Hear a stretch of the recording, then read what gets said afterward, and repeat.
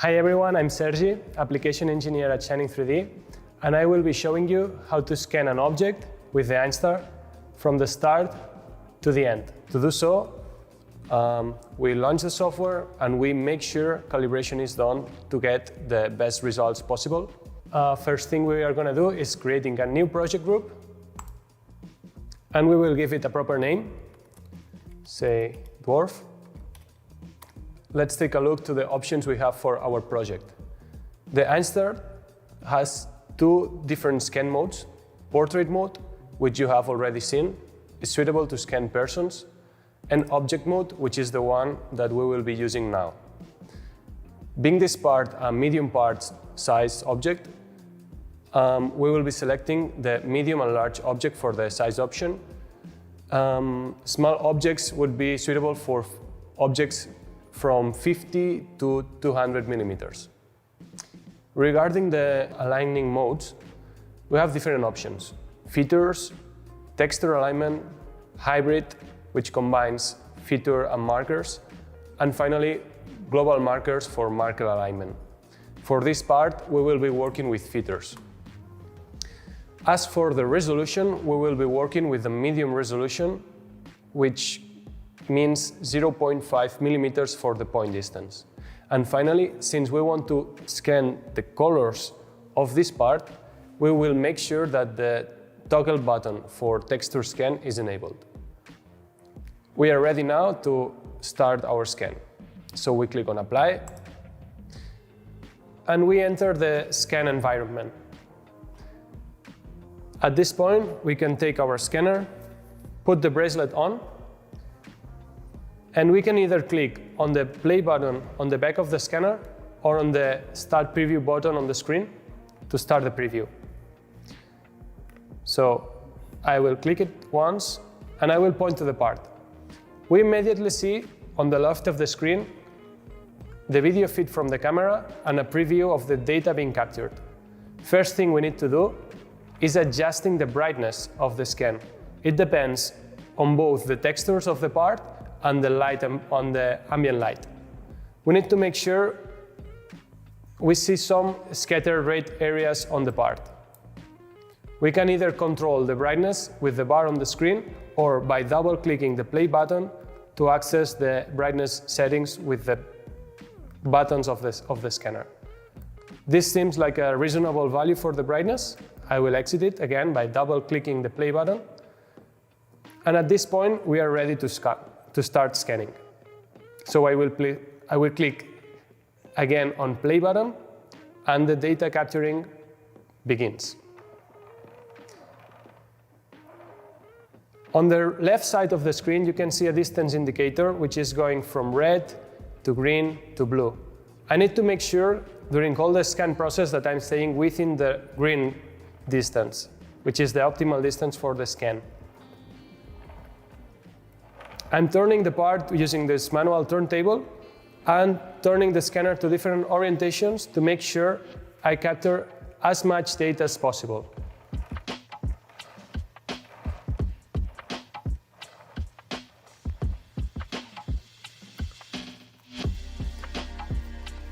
I pause the scan to admire the data that we have captured so far.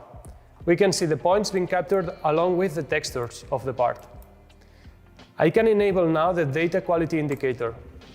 This will tell me which regions need to be scanned furthermore in order to have a more quality point cloud. Regions in green are complete. So I will focus on these areas in red and yellow. When I resume the scan, as soon as the statue is again detected, the alignment takes place, and I can resume the scan process.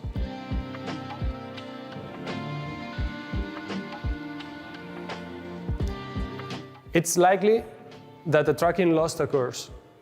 That happens when the software cannot align the data with the new data with the data already captured. When this happens, simply move back to some region you have already scanned, and the software will resume the scan.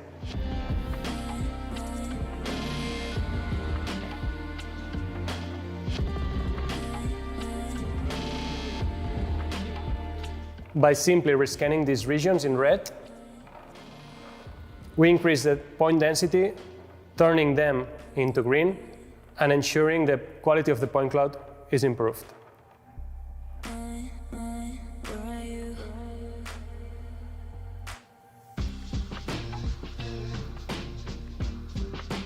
We have captured enough data. Let's disable the data quality indicator. And now it's the time to clean our scan.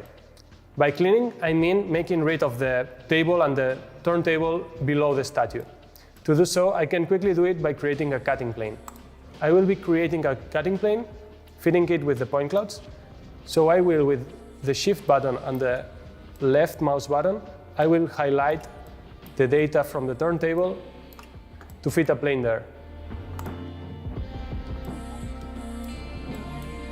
The data highlighted in red will be removed. I can change the position of this plane to make sure all the desired data is removed. I click on Apply to remove the table.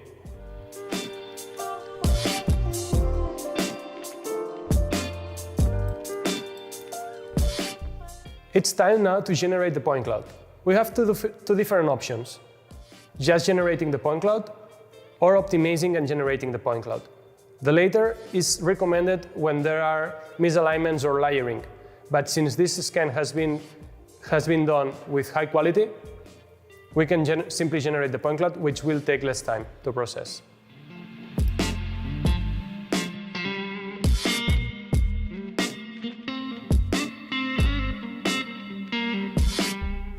Our point cloud has been generated, and at this point, we are able to export our scan already as a point cloud in ASCII file format.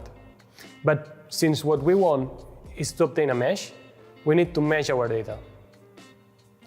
We click on Mesh Model, and we have three different options to mesh our data. We have the watertight model, which will leave all holes open. We have the semi-watertight model, which will only close the small holes and leave the big holes open. And we have the watertight model, which will close all the holes, and the resulting mesh will be a solid object. We are going to be selecting the watertight mode,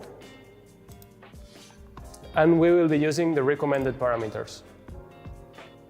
So we click on Apply, and we let the software mesh our data.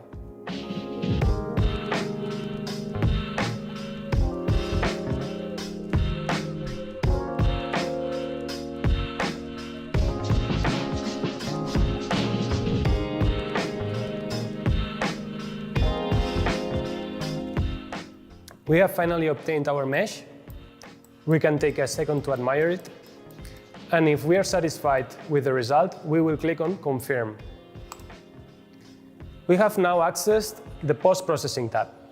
Here we have different options to edit our mesh. We can change the brightness and contrast of the colors of our mesh. We can simplify it, carry out a mesh optimization, and so on.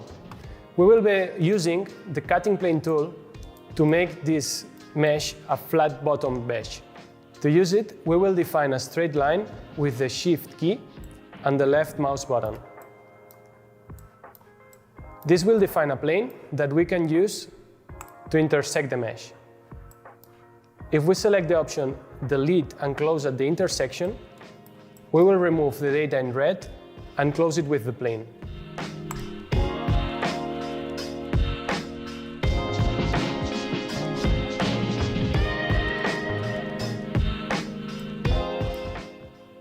We can also use this plane to align the mesh directly to the coordinate system.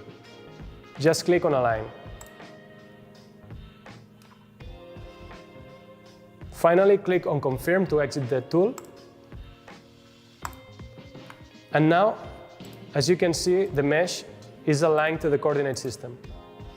Before saving the mesh, we will remap the colors so these triangles in blue on the bottom are filled with color. We run the texture remapping.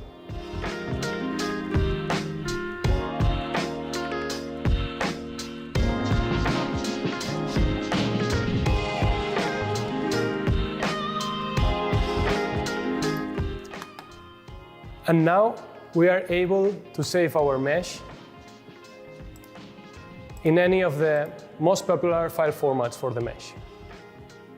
And that's all. That's the complete process from start to finish to scan an object with the Einstar. I hope you found it informative.